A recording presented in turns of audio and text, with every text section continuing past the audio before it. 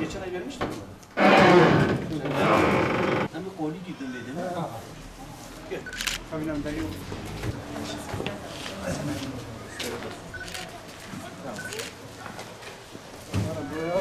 Sana zahmeti de iklim sesini var.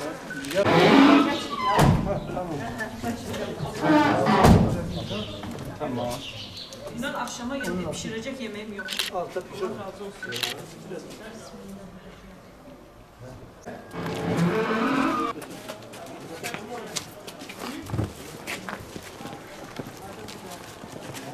Selam, sen çağırma.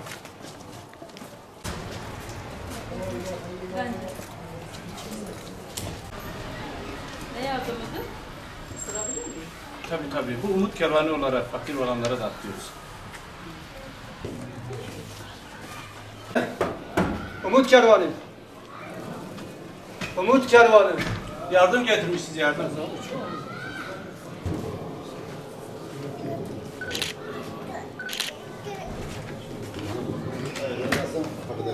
At.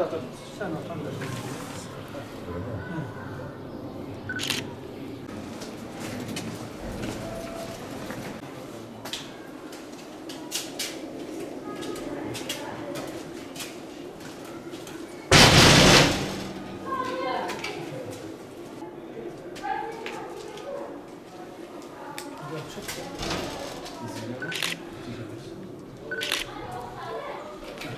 Umut kervanından gelmişiz.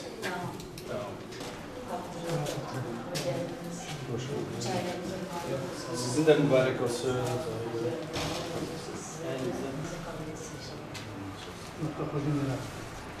Euzubillahimineşşeytanirracim. Bismillahirrahmanirrahim.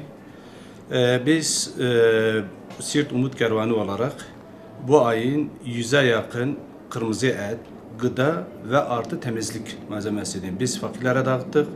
Bu çalışmada emeği geçen bütün kardeşlerimize ve gönüllü arkadaşlarımıza çok teşekkür ediyoruz.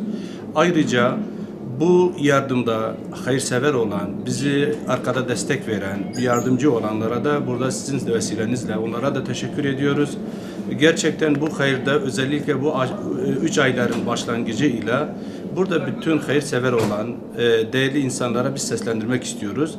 Bu tür size ne kadar bize yardımcı olsanız Allah'ın izniyle biz de bu fakirlere daha fazla ulaşırız ki şu anda elimizde en az 100'den fazla elimizde isim var ama maalesef bugün imkan olmadığından dolayı kısıtlı olarak yani bazı kişilere veriyoruz. Onun için biz bu önümüzde hem 3 ayları artı Ramazan ayıyla beraber bütün hayırseverlerini bu hayra ortak olmaya davet ediyoruz. Bir ailenin bize karşı gerçekten işte siz eğer bugün gelmeseydiniz bugün evde pişireceği bir şeyimiz olmadığını söyleyince gerçekten birçok duygulandık. Ve hatta bundan daha ötesi de olanlar da var. Onun için buradaki hayırsever arkadaşlarımız, abilerimizi de davet ediyoruz. Gelip de bizimle beraber bu tür aileleri görüp daha fazla aslında yardım edeceğine inanıyoruz.